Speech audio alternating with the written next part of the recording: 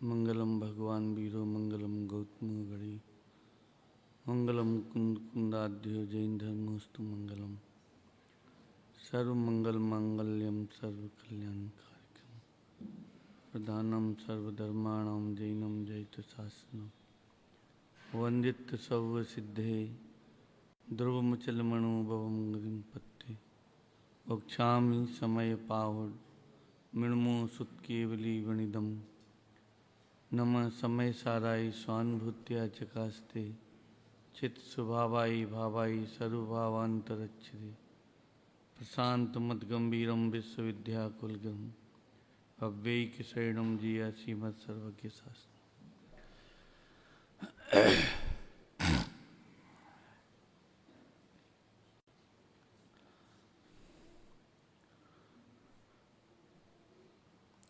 गुरु मंथन वाणी शिविर के अंतर्गत ये समयसार परमागम ग्रंथ, इसकी 19वीं नंबर की गाथा के ऊपर से यहाँ अपन ने चर्चा प्रारंभ की थी। इस गाथा के पहले छोटी सी टीका अमृतचंद आचार्य देव ने लिखी, बहुत मार्मिक टीका कि ज्ञान और आत्मा जब एक ही हैं, तादात्म्य संबंध है, अभेद है, तो तुम हमें ज्ञान के सेवन करने का उपदेश क्यों देते हो। कि यद्यपि ज्ञान और आत्मा का तादात्म्य संबंध है, परंतु अनादिकाल से लेकर आज तक इस जीव ने एक क्षण मात्र के लिए भी ज्ञान का सेवन नहीं किया। फिर शिष्य का प्रश्न, तो क्या अनादिकाल से यह आत्मा अज्ञानी है? तो आचार्य कहते हैं कि अज्ञानी है। तो कहते हैं फिर शिष्य का प्रश्न कि ये जीव ज्ञानी कब बनेगा? तो ये जो प्रश्न उपस्थित हुआ कि जीव अज्ञानी ज्ञानी कब बनेगा, तो पहले तो ये कल 2 दिन इसकी चर्चा की थी कि ये भी तो अंदर में एक तड़प होना चाहिए कि ज्ञान का अज्ञान का अंत कैसे होगा। अज्ञान कहो, संसार कहो, जन्म मरण कहो, दुख कहो, क्लेश कहो, जो भी नाम देना हो सब पर्यायवाची नाम है। ये कि हमको देह के रोग तो रोग दिखाई देते हैं, पर आत्मा के भीतर जो मोह रागत द्वेष की अज्ञानता के जो रोग हैं, ये परिणति के रोग हमको रोग नहीं दिखाई देते। ये हमारा मोह का महात्म्य है, अज्ञान की महिमा है ये। तो तरिहि कियंतम कालम अयम अप्रतिबुद्ध भवति इति अवधीयताम, कि यह जीव कितने काल तक अज्ञानी रहेगा। तो आचार्य प्रश्न काल में पूछा है, आचार्य कुंद कुंद देव उत्तर अकाल में देते हैं कि कम्मेणो कम्मम ये अहमिद ए कम च कम्मेणो कम्मम जाय सा खल बुद्धि अपरि बुद्धो हवदिताव है। कि जब तक यह जीव कर्म और नौ कर्म को अपना मानता रहेगा, अपने को भी कर्म और नौ कर्म का स्वामी कहता रहेगा, तब तक ये जीव अप्रतिबुद्ध और अज्ञानी रहेगा। टीका में थोड़ी सी इसकी डिटेल की उन्होंने कि मानने से होगा क्या। तो आचार्य कहते कि कर्म मोह आदि अंतरंग परिणाम और शरीर आदि बाह्य वस्तुएं सब पुद्गल के परिणाम हैं, आत्मा के तिरस्कारी भाव हैं, आत्मा का तिरस्कार करने वाले हैं। इसकी कल चर्चा अपन ने थोड़ी सी की थी कि ये आत्मा का तिरस्कार कैसे हो गया। हम शरीर को अपना माने तो इसमें आत्मा का अपमान कैसे हो गया? क्यों? आत्मा का अपमान नहीं होता इसमें। हम पैसे को अपना माने, पैसे के हम स्वामी बने, तो इसमें आत्मा का अपमान नहीं है। कि कैसे आत्मा का अपमान नहीं है? अच्छा, मैं एक बात आपसे पूछता हूँ सबसे कि सबने रामायण भी पढ़ी है, पद्म पुराण भी पढ़ा है, और जो भी ये आते हैं शील की इतनी सारी किताबें, ये मनोरमा शीलवती और सीता शीलवती और अंजना की और सबकी शील के बालों की अपन ने किताबें पढ़ी, और उसमें से एक चीज़ कहीं ये अपने को देखने के लिए आई कि किसी शीलवान पुरुष ने या किसी शीलवती स्त्री ने किसी भी अपेक्षा से पर पुरुष की महिमा गाई हो। तो बताओ, मैंने पद्म पुराण 8 बार पढ़ा, पूरे पद्म पुराण में ये कहीं नहीं लिखा मिला मेरे को देखने के लिए कि सीता जब लंका से अयोध्या आ गई तो राम से ये कहा हो, राम से ये उन्होंने कहा हो कि नहीं, रावण के परिणाम तो बहुत दुष्ट थे पर था बहुत सुंदर वो है। उसकी लंका बहुत अच्छी थी, उसकी हाइट बहुत अच्छी थी, उसका पैकेज बहुत बढ़िया था है? क्या कहा? ये आजकल के बच्चों के अंदर में बुद्धि में कैसे ये कचरा भर गया है। मतलब ये सील का हम गुण बता रहे हैं आपको कि किसी भी अपेक्षा से अगर पर पुरुष की महिमा आती है तो उसका सील वो निर्दोष नहीं है, आप समझे?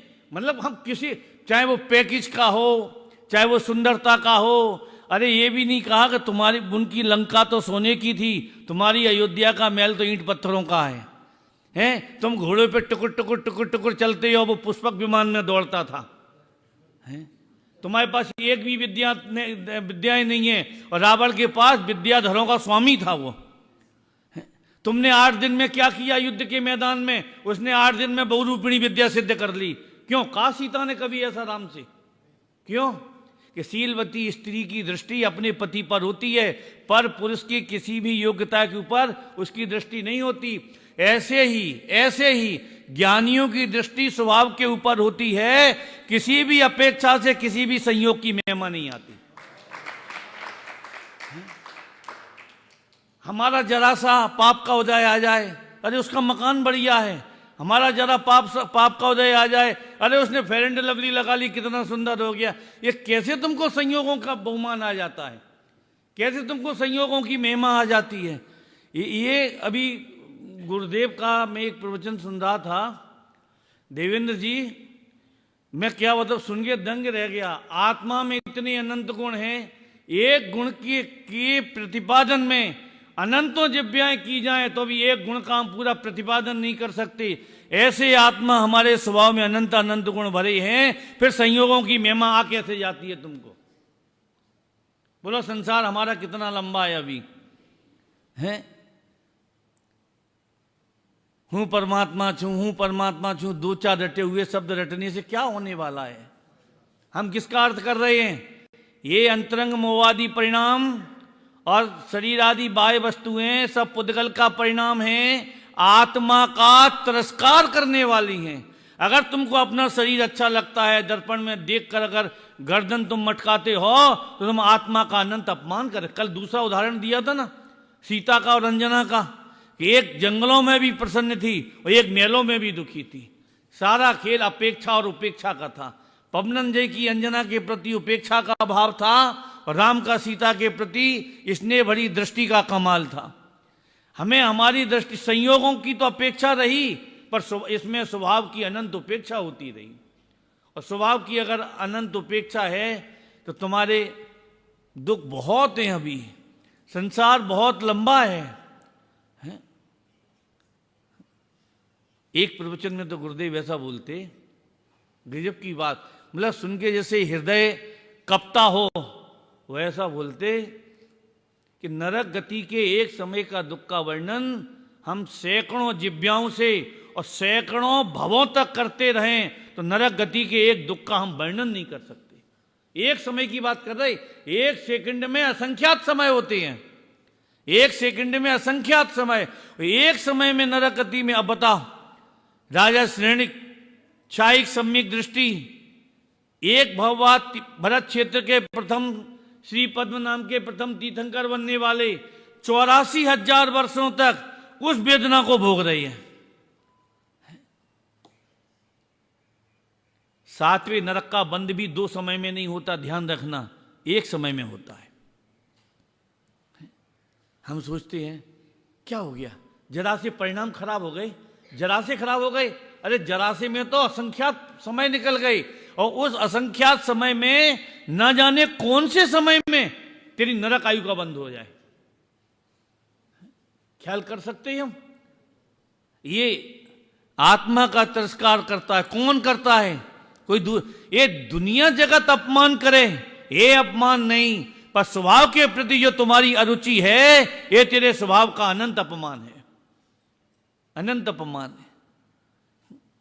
ये तो अप्रतिबुद्धता का वो है कि अज्ञानी कब तक रहेगा, सरल भाषा में कह दूं कि जब तक तू स्वभाव की विराधना करता रहेगा तब तक तू अज्ञानी रहेगा। अब इसको ये नास्ति से अष्टि से क्या लगाओगे कि जब तक तू संयोगों का बहुमान आता रहेगा, रागादिक परिणामों का बहुमान आता रहेगा, मोहादिक परिणामों का जब तक तेरे को बहुमान आता रहेगा तब तक तू अज्ञानी रहेगा।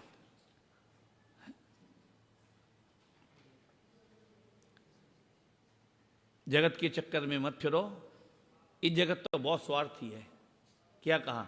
जब तक तुमसे तुम्हारा मतलब सिद्ध होगा तब तक तो तुम उनके हो, और मतलब निकल जाएगा तो कोई किसी का नहीं है। यूं हाथ खड़े कर देते हैं।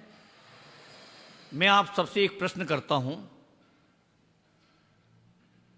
रावण नरक में है, समझना बात को, और मैं क्या कहना चाहता हूं इसका भी विचार करना। रावण नरक में है, मंदोदरी उसकी पत्नी थी और सीता को वो हर के लाया। अभी आप ये विचार करके देखो कि रावण मरा था तो चूड़ियां किसकी टूटी थी? सीता की। मंदोदरी। सिंदूर किसका पूछा था? विधवा कौन हुई थी? कि मंदोदरी। अब मैं आपसे एक बात कहता हूं, और नरक में संबोधने कौन गया था? क्यों?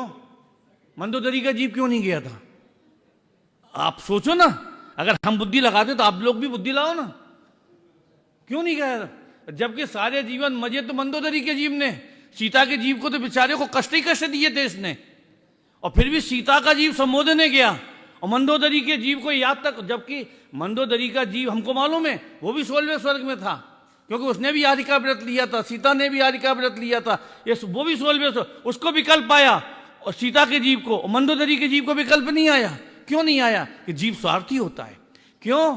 कि अब आगे आगामी भवों में सीता रावण साथ साथ चलेंगे कदम मिला के, और मंदोदरी ने सोचा कि तुम जाओ, तुम्हारा काम जाए, पिंड कटा हमारा। समझ में आया? क्यों? कि वो नरक से निकलेगा, वो स्वर्ग से आएंगे, वे पिता हैं, सीता चक्रवर्ती बनेगा, रावण और ये सब दोनों उसके पुत्र बनेंगे, फिर ये तीनों स्वर्ग जाएंगे, फिर वे नीचे आएंगे, फिर वे राजा बनेंगे, वे उनके भाई बंधु बनेंगे, संग रहेंगे, और फिर वे स्वर्ग में जाएंगे, फिर नीचे आएंगे, ये तीर्थंकर बनेंगे, वे गणधर बनेंगे, वे गुरु चेला मोक्ष चले जाएंगे। यहाँ की मंदोदरी का नाम आता है तो मंदोदरी पागल है कि अब आगे के भव तुम्हारे सीता के साथ में, तो हम संबोधने काय को जाएं? दुनिया कितनी स्वार्थी है, हम ये बता रहे हैं आपको, है? निकलता है कि नहीं निकलता? हम जबरदस्ती निकाल रहे हैं। आप सोचो, मतलब कि जीव कितना स्वार्थी है कि तुम्हारे सारे भव अब सीता के साथ में हैं आगे के। कि साहब मंदोदरी कैसे पता? क्यों नहीं पता? अनंतवीर केवली लंका में आए थे कि नहीं आए थे? तो सबने अपने अपने भव पूछे थे, तो मंदोदरी ने भी अपने भव पूछे थे। क्या कहते हैं कि एक एक जगत का परिणमन, वस्तु का एक एक परिणमन, आप विचार करके तो देखो, हम जितनी जितनी स्वभाव की विराधना करेंगे, क्या कहा, उतना उतना हमारा ज्ञान भी बढ़ेगा, उतने उतने हमारे भाव भी बढ़ेंगे। तब ये कभी नहीं पूछना, ना भगवान से कहना कि महाराज हम कब तक दुखी रहेंगे, कब तक अज्ञानी रहेंगे, कब तक पापी रहेंगे, कब तक हम संसारी रहेंगे, कभी नहीं कहना ये। वो तो एक ही बात कहेंगे कि जब तक तू पर अपना मानेगा पर को, और जब तक तू स्वभाव की उपेक्षा करता रहेगा, स्वभाव की विराधना करता रहेगा, तब तक तू अज्ञानी रहेगा। नीचे मुझे तो आज आगे की गाथाओं का थोड़ा वांचन करना है, अच्छी गाथाएं हैं। तो आगे की टीका में फिर उन्होंने ये लिखा कि जब पर पदार्थ आत्मा का नहीं, कर्म नो कर्म आत्मा के नहीं। आप देखो बोर्ड पर, देखो टीका में क्या लिखा है। तो फिर आत्मा का क्या है? तो उन्होंने अग्नि और उष्णता का आचार्य ने दृष्टांत दिया कि जैसे दर्पण में अग्नि झलकती है, तो अग्नि झलकती है, तो जो अग्नि झलकी, तो वो जो झलकन है वह तो दर्पण की स्वच्छता है, पर वहाँ जो उष्णता है वो अग्नि की है, वो दर्पण की नहीं है। उष्णता अलग है, दर्पण की स्वच्छता अलग है। ऐसे ही कर्म नो कर्म हमारे ज्ञान रूपी दर्पण में झलकते हैं। कर्म नो कर्म अपनी जगह रहते हैं, ज्ञान अपनी जगह रहता है।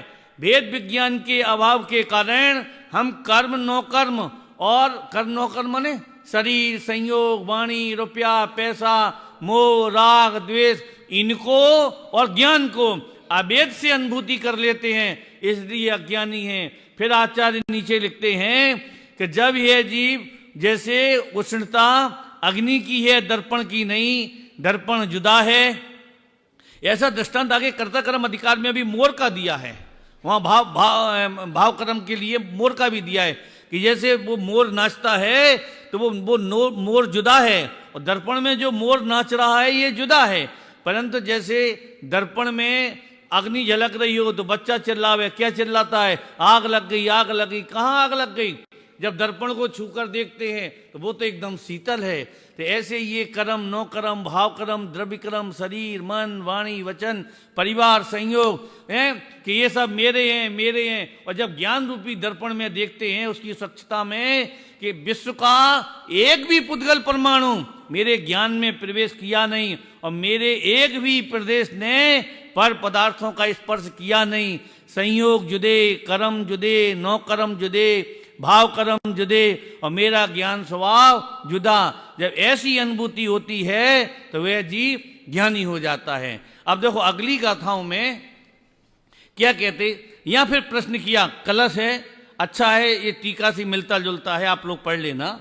मुझे थोड़ा गाथाएं पढ़नी थी आगे की कि ननु कथम अयम अप्रतिबुद्ध लक्षित, कि अब वो क्या कह रहे हैं कि महाराज ये तो आपने बताया कि ये अज्ञानी हैं, पर ये बताओ कि ये जीव अज्ञानी का लक्षण क्या है? क्या कहा? अज्ञानी का लक्षण क्या है? हम कैसे पहचाने कि ये ज्ञानी है कि ये अज्ञानी है? बताओ। तो आचार्य ने 3 गाथाओं में अज्ञानी का लक्षण कहा है। देखो मैं गाथा पाठ करता हूं।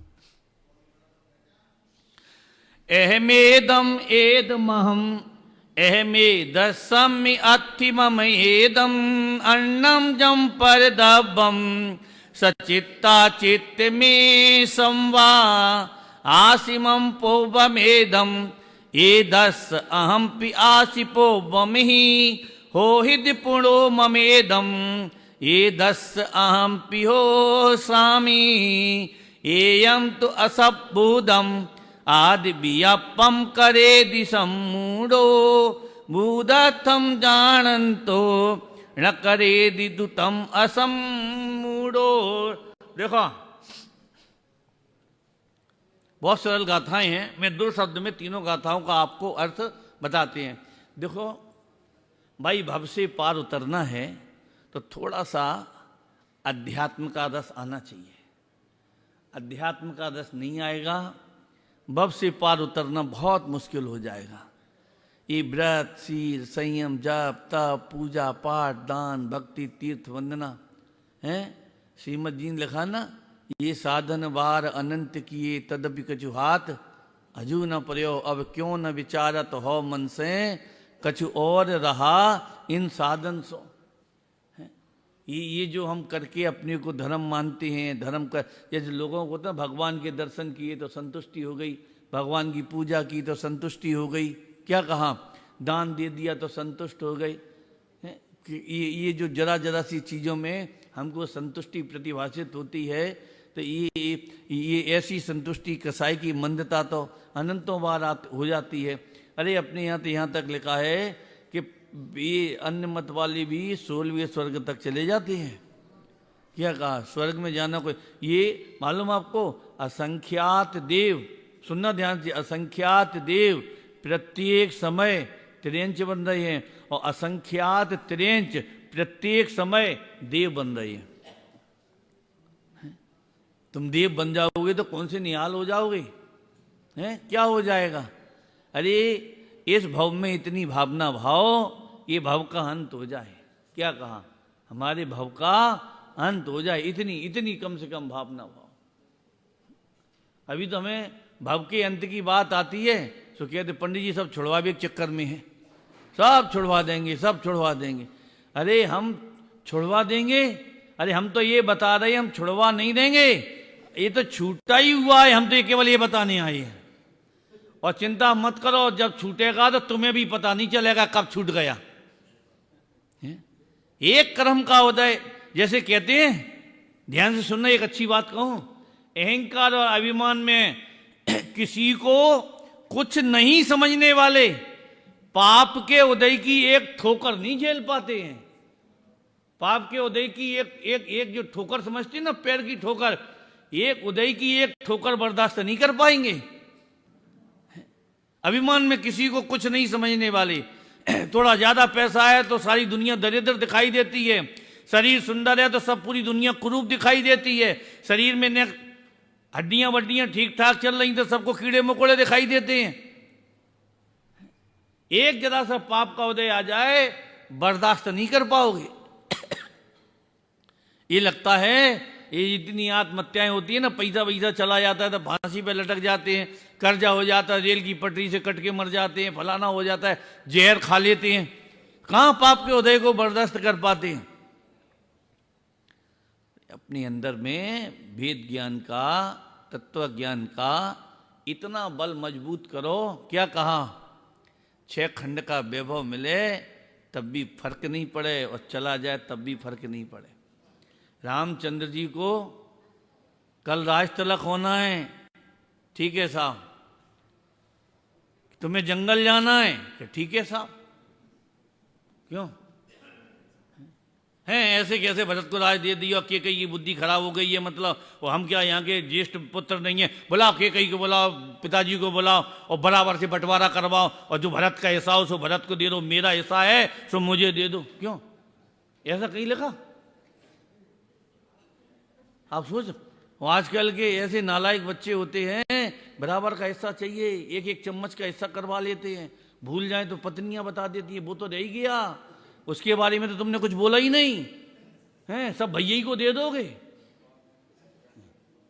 हाँ, आपसे पूछते सीता ने भी कहा होगा राम से, तुमने सब भरत को दे दिया और कल जब अपने बच्चे होंगे तो हाई एजुकेशन के लिए पैसा कहां से आएगा? हैं? बोला कुछ सीता ने ऐसा? आप लोग हंसते हो, हम सच्ची बात बताते हैं। अरे हमने तो भाई साहब ये देखा है और ये पढ़ा है कि जब घर से निकले थे तो संजा का टिफिन भी नहीं ले चले थे, एक बोतल पानी भी नहीं थी हाथ में, एक जोड़ी कपड़े भी नहीं। क्यों? जैसे मायके भी जाते हैं तो कितना सूटकेस रात भर सजाया जाता है, ये ससुराल आते हैं तो कितना सूटकेस सजाया जाता है, और उनका तो ठिकाने ही नहीं कि ये वापस आएंगे कि नहीं आएंगे। तो रात भर सीता ने सूटकेस सजाया होगा कि जी हमारे पिताजी ने हार दिया था, ये पिताजी ने मारे मोती दिए थे। क्यों? आप सोच सकते हो, हम कथा नहीं बता रहे, हम ये समझाना चाहते हैं कि धर्मात्माओं के चित्त में संयोगों के प्रति कितनी सरलता होती है। अगर ये दृष्टि हमारे भीतर में नहीं है तो अज्ञान कैसे मिटेगा? आप हमें ये बताओ। हम ये पढ़ाना चाहते हैं। केवल महापुरुषों का जीवन केवल पढ़ने के लिए और सुनाने के लिए नहीं है। टोडरमल जी साहब ने 8वें अधिकार में लिखा है, उदाहरण स्वरूप भाषित होते हैं। किनको? जिनकी दृष्टि निर्मल होती है उनको। ये यहां क्या कह रहे इन 3 गाथाओं में हैं? 3 गाथाओं में क्या कह रहे? क्या प्रश्न क्या था? अज्ञानी का लक्षण क्या है? हमें कैसे पता चले? लोग दूसरों से पूछते हैं, क्यों भाई साहब, जैसे अच्छे कपड़े पहन ले ना तो दूसरों से पूछते क्यों हम कैसे लग रहे? गधे से लग रहे।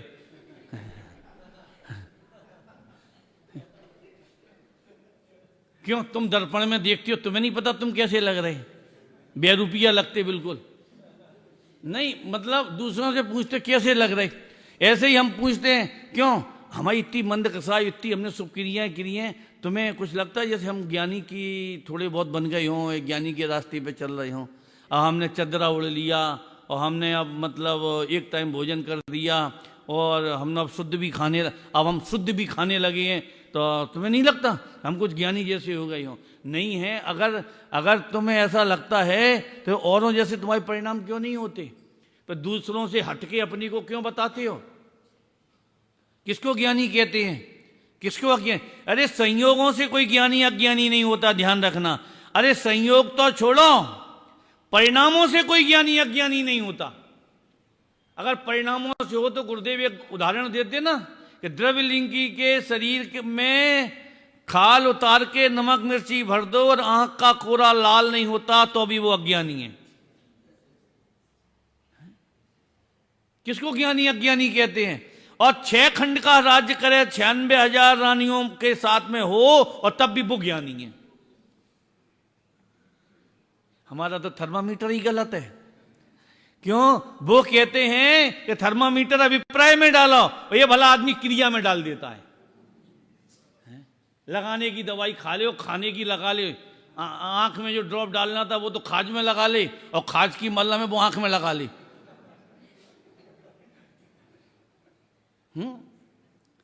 खाज में इन्फेक्शन हो जाएगा, उधर आंख फूट जाएगी, दोनों काम बिगड़ जाएंगे।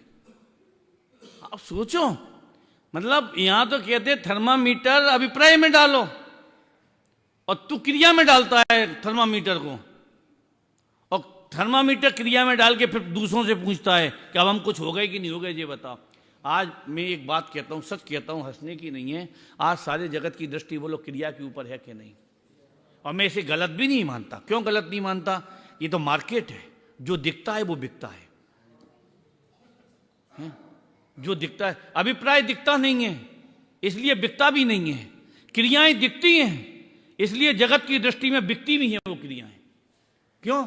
तुम 10 लोगों से सम्मान चाहती हो तो क्रिया बिक रही कि नहीं बिक रही तुम्हारी, बताओ। मैंने जबलपुर पंचकल्याणक में एक दृष्टांत दिया था इसी बात के ऊपर। मैं आपको भी बता दूं क्या दिया था। इस देश में बाहुबली की कितनी प्रतिमाएं और भरत की कितनी प्रतिमाएं हैं, बताओ। बाहुबली की इतनी महिमा क्यों, भरत की इतनी महिमा क्यों नहीं, हमें ये बताओ। क्योंकि उनकी जगत को बीतरागता नहीं दिखती, उनकी बेलें दिखाई देती हैं, और बेल दिखती है इसलिए उनकी प्रतिमाएं की पूजन और उसकी कीमत ज्यादा है। भरत का तो क्या दिखता है, कपड़े उतारे, केवल ज्ञान लिए और सिद्धालय में चले गए हैं। इनकी भी प्रतिमाएं कोई लगाने की, प्रतिमाएं उनकी लगाओ। 1000 वर्ष तक खड़े रहे, अब बेलें चढ़ गई, और कान में घोंसले बना लिए, और पक्षियों ने ये किया, बताओ। जो दिखता है वो बिकता है, सीधी सी बात है। अभिप्राय दिखता नहीं है भैया। अभी इन 3 गाथाओं में क्या है मालूम क्या है? टीका तो मैं पढ़ ही नहीं पाऊंगा। देखो इन 3 गाथाओं में क्या लिखा है। भूत, भविष्य और वर्तमान, और सचित, अचित और मिश्र। इन 6 शब्दों को याद रखोगे तो पूरी टीका याद हो जाएगी आपको। भूत, वर्तमान और भविष्य, और सचित, अचित और मिश्र। 3 प्रकार के पदार्थ होते हैं, सचित, अचित और मिश्र, और 3 कालों में। इनमें मैं हूं और ये मुझ में है। ऐसी जो मान्यता है वो अज्ञानी का लक्षण है।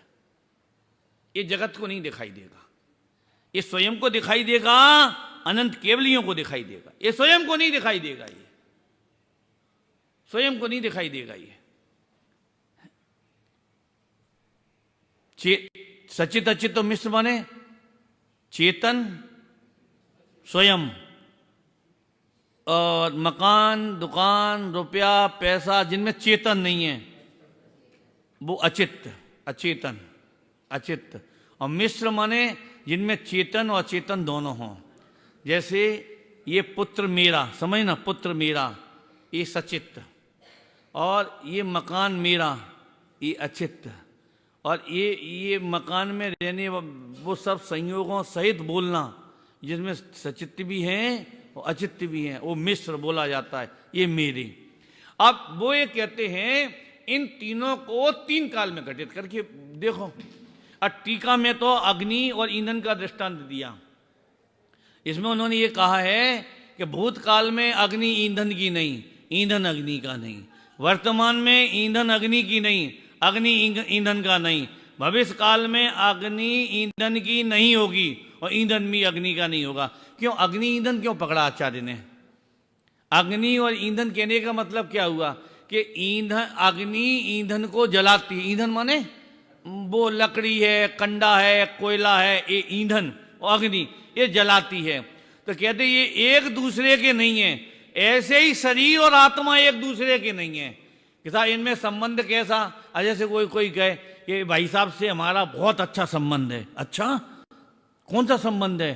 कि जब भी ये मिलते हैं ये मारते हैं और मैं पिटता हूं, ये संबंध है।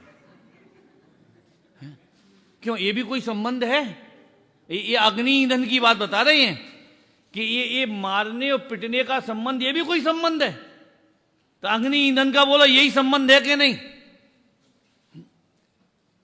अब ये कैसे घटित करोगे अज्ञानी के? जैसे पहले ये मकान अपना था, समझना, ये मकान अपना है, अपना था, आज कि नहीं, वो नुकसान पड़ा तो अपन ने मकान को निकाल दिया। देखो मकान निकल गया है पर अभिप्राय में से अभी भी नहीं निकला, तो परिग्रह संबंधी पाप तुम्हारा अभी भी चल रहा है? ऐसी ये अचेतन की बात की, ऐसे ही चेतन में लगाना, ऐसे ही मिश्र में लगाना, ऐसे ही भाई साहब वर्तमान में लगाना, सचित अचित और मिश्र। अब लोगों को देखो तो कैसी गजब की बात है, वस्तु का वियोग हो जाए, काल चला जाए, काल चला जाए, वस्तु का वियोग हो जाए, पर अंदर में अभिप्राय में ज्यों का त्यों वैसा का वैसा विद्यमान बना रहता है, वैसा ही बैठा रहता है। लोग याद करते रहते हैं, रोते रहते हैं, फलाना करते रहते हैं। अरे पंडित सदाशिव दास जी ने रत्नकरण साहब का आचार्य में एक बहुत अच्छी पंक्ति लिखी है। उन्होंने कहा कि तुम्हें सुखी होना है कि हाँ महाराज होना है, तो ये बात याद रखो। कौन सी? गई वस्तु का विचार मत करो, समझना, आगामी की वांछा मत करो, और वर्तमान में जो अपने को मिला है उसे अपने से भिन्न जानो। तुम्हें तीनों लोकों में कोई दुखी नहीं कर सकता। इससे भी बड़ी कोई बात हो सकती है? आज एक दूसरे से पूछ के देख लें, अगर वो कहता है कि मैं परेशान या दुखी हूं, तो या तो वो भूत की बात बताएगा, या भविष्य की बताएगा, या वर्तमान की बताएगा। उन्होंने कितना बढ़िया रास्ता बता दिया कि गई वस्तु का विचार मत करो, वो आगामी की वांछा मत करो। अब कितना बचा कि वर्तमान, कि जो है उसे अपने से भिन्न जानो। अब कौन दुखी करेगा तुम्हें, बताओ? ये एक एक सूत्र ऐसे हैं सारे जीवन को निहाल कर दे हुए। एक मेरा नहीं, ये तो पंडित सदाशिव दास जी ने लिखा, ये ज्ञानियों के वचन है। जो देखो वो दुखी, जो देखो वो दुखी। एक और तो हमारे गुरुदेव और आचार्य कहते तू अनंत सुखी है, अनंत सुख स्वरूप है, तेरे आत्मा में अनंत आनंद भरा हुआ, और दूसरी तरफ गिड़गिड़ाता है, रोता है, हम हाय मर गई, हमारे सब चले गए, हमारे सब चले गए। अरे कौन चले गए, कहाँ चले गए, थे कहाँ, थे कहाँ? अगर अपने होते तो जाते नहीं, और चले गए तो गारंटी से अपने नहीं थे। हैं?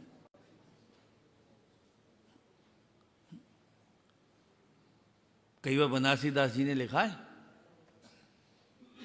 जासु तू कहत ये है संपदा हमारी, सो तो साधुन अडारी जैसे नाक छिन्न की, ताई तू कहत ये तो पुण्य जोग्य पाई, सो तो नरक की साई है बड़ाई 1.5 दिन की, घेरा माही परियो तू बिचारे सुख आखन को माखन के झूठन मिठाई जैसे भिन्न की, ऐते परे होए न उदासी जग वासी जीव, जग में असाता है न साता एक छिन्न की। कि संपूर्ण संसार की दृष्टि से देखोगे तो सारे जगत में क्या है, असाता, एक क्षण मात्र के लिए भी साता नहीं है। जासो तू कहते ये संपदा हमारी, सो तो साधु ने अडारी जैसे नाक छिन की।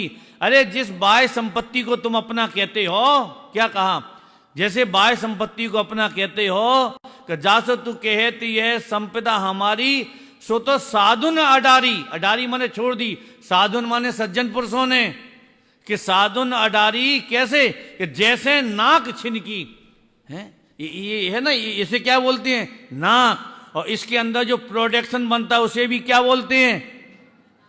एक बार कवि सम्मेलन में गए थे हमारे यहाँ, होली जब हम जयपुर में पढ़ते थे तो होली पे महामूर के स्टेडियम में कवि सम्मेलन होता था, हैं? अभी तो पता नहीं, 25 साल की पुरानी बात बता रहे। तो काका हाथरसी आए थे, नाम तो सुना ही होगा। तो उन्होंने एक बात कही थी, नाक याद आई इसलिए वो याद आई। हमें क्या प्रयोजन उन्हें याद करके, कौन सा हमें केवल ज्ञान होने वाला है। तो वो कह रहे थे कि वो कहते हैं कि ये शहर की नाक हैं, वो कहते हैं ये शहर की नाक हैं, हम भी कहते हैं कि ये शहर की नाक, मन इज्जतदार आदमी, कि हम भी कहते हैं कि ये शहर की नाक है पर छिनकी हुई।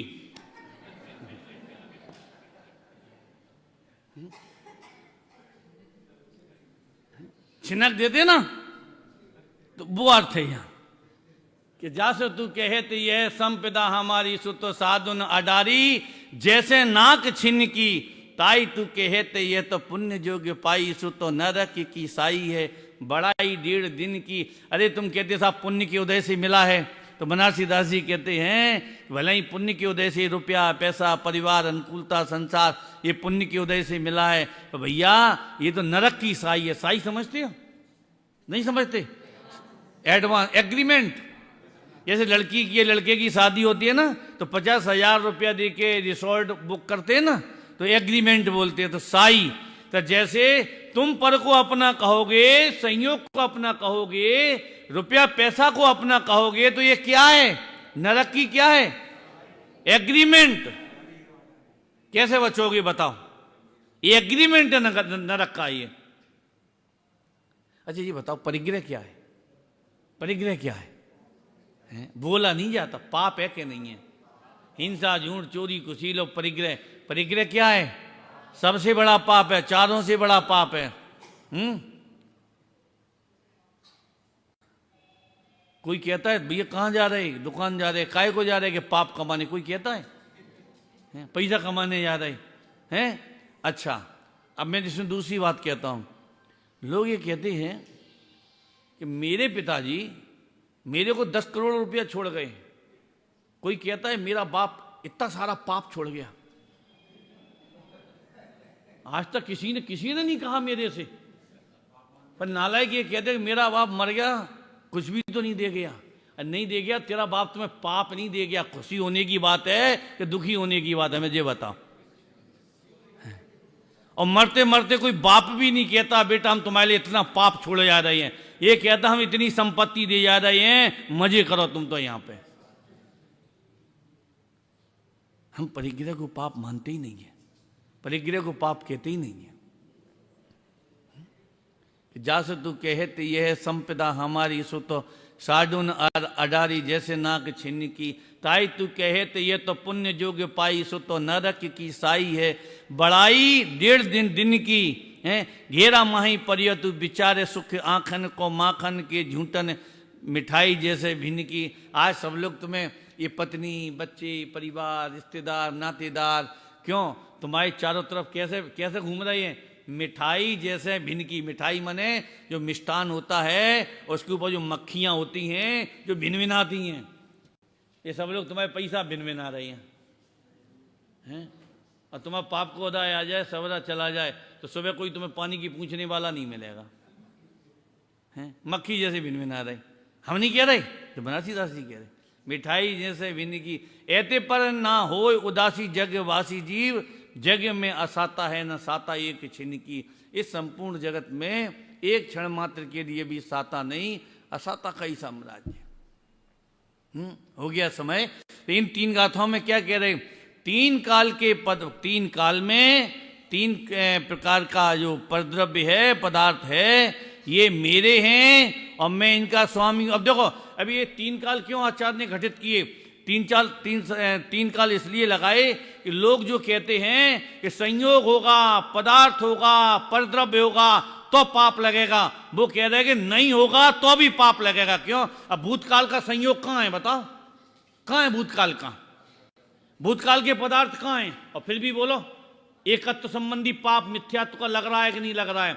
भविष्य संबंधी कहाँ है परद्रव्य? भविष्य संबंधी पर पदार्थ कहाँ है? और फिर भी बोलो मिथ्यात्व का पाप लग रहा है कि नहीं लग रहा है?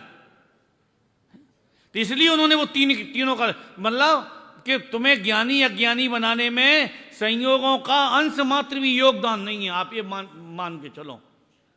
तुम पे 1 मकान है कि 4 मकान है, इसमें ज्ञानी अज्ञानी का कोई वो नहीं है। तुम पे 1 जोड़ी कपड़े हैं कि 50 जोड़ी कपड़े। आज लोग इसी में ज्ञानी अज्ञानी मानते हैं।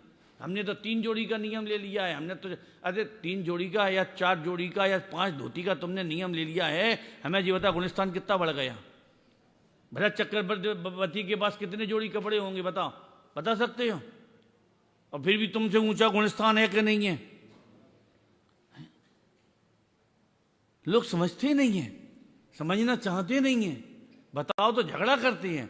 गुरुदेव एक बात बहुत अच्छी कहते थे, बापू समझे तो समझाए, झगड़ा करो तो हमारे पास कुछ नहीं है। क्या कहा? झगड़ा करो, विवाद करो, हमारे पास तुम्हारे लिए कुछ नहीं है, और समझना चाहो तो हम तुम्हें समझा सकते हैं, समझो तो समझा सकते हैं। आज संयोगों के आधार से कितने ज्ञानी बन गए और संयोगों के आधार से कितने अज्ञानियों की घोषणाएं हो गई। अगर ये कुंद कुंद स्वामी की गाथाएं पढ़ें तो उनके माथे पे जो बुद्धि जो भ्रमित हो गई है वो सही दिशा में चलने लगे। कि भूतकाल में भी संयोग नहीं है, भविष्य में भी संयोग नहीं है, आप देखो तो। और फिर भी वो तीनों कालों को आचार्य कुंद कुंद स्वामी घटित कर रहे कि नहीं कर रहे। ये भविष्य में मेरा था, मैं भविष्य में इसका था, और ये भविष्य में मेरा होगा, मैं भी भविष्य में इसका होऊंगा, और ये भूतकाल में मेरा था। ना भूतकाल है ना भविष्य काल है, और फिर भी अज्ञान का सितम तो चला ही रहा है। शेष चर्चा आप लोग टीका पढ़ना, बहुत सुंदर और प्यारी टीका है इसकी।